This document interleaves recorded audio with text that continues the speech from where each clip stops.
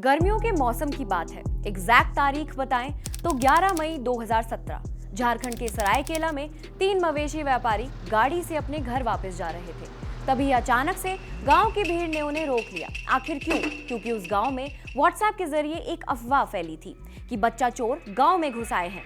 फिर क्या था, लोगों ने इन तीनों को बच्चा चोर समझकर पीट दिया। उसी रात झारखंड में एक और घटना हुई। जमशेदपुर के नागाडीह में विकास वर्मा और उनके 2 भाइयों को भीड़ ने पीट पीट कर मार डाला। तीनों वहां एक गांव में जमीन देखने गए थे। उनकी मां चिल्लाती रही कि ये मेरे बेटे हैं, बच्चा चोर नहीं है, लेकिन भीड़ नहीं मानी। भीड़ का कोई चेहरा नहीं होता, लेकिन गुस्सा बहुत खतरनाक होता है। 2017 वो साल था जब देश के गांव-गांव में फ्री का डेटा पहुंच चुका था। लोगों के लिए स्मार्टफोन रखना आम बात हो गई थी।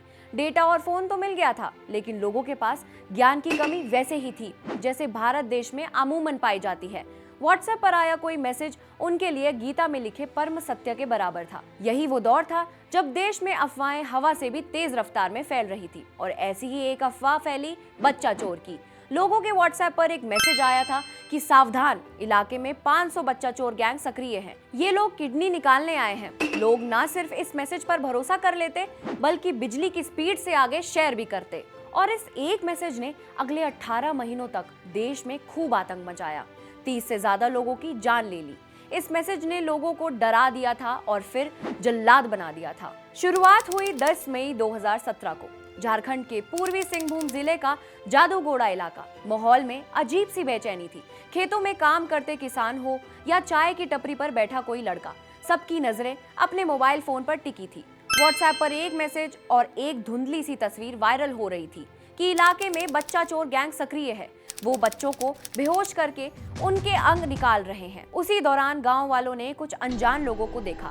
ये लोग दिहाड़ी मजदूर थे और रास्ता भटक गए थे। यही वो दिन था जब भीड़ ने पहली बार कानून को अपने हाथ में ले लिया। 3 से 4 लोगों को बेरहमी से पीट दिया। हालांकि पुलिस ने वक्त पर पहुंचकर उन्हें बचा लिया, लेकिन चिंगारी भड़क चुकी थी। फिर आती है 18 मई 2017 की वो तारीख।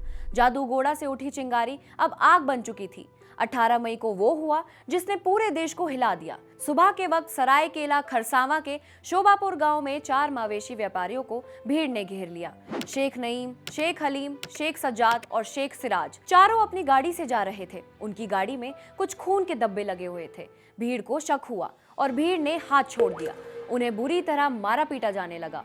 पुलिस की आंखों के सामने चारों को मार डाला गया। पुलिस की गाड़ियां तक जला दी गई। उसी रात जमशेदपुर के पास नागाडीह में 3 लोग जमीन देखने गए थे। विकास वर्मा, गौतम वर्मा और गंगेश गुप्ता। विकास की बूढ़ी मां उनके साथ थी।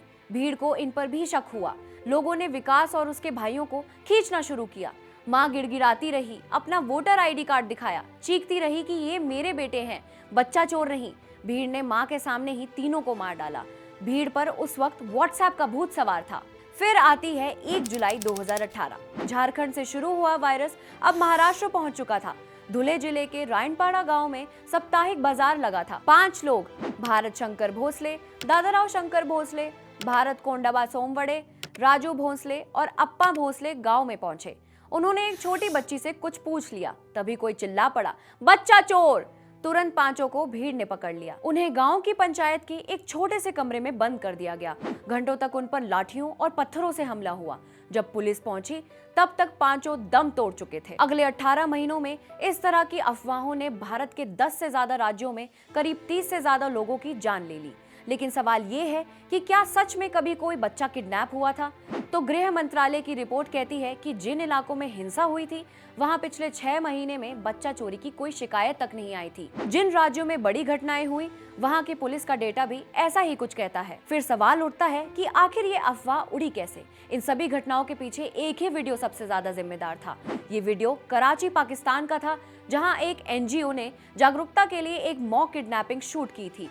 भारत में इसे असली किडनैपिंग बताकर फैलाया गया। इन घटनाओं के बाद ही व्हाट्सएप ने फॉरवर्डेड लेबल शुरू किया और मैसेज फॉरवर्ड करने की लिमिट 5 लोगों तक तय कर दी। इस पूरे घटनाक्रम की सबसे दुखद बात ये थी कि इसमें मारा गया हर व्यक्ति निर्दोष था।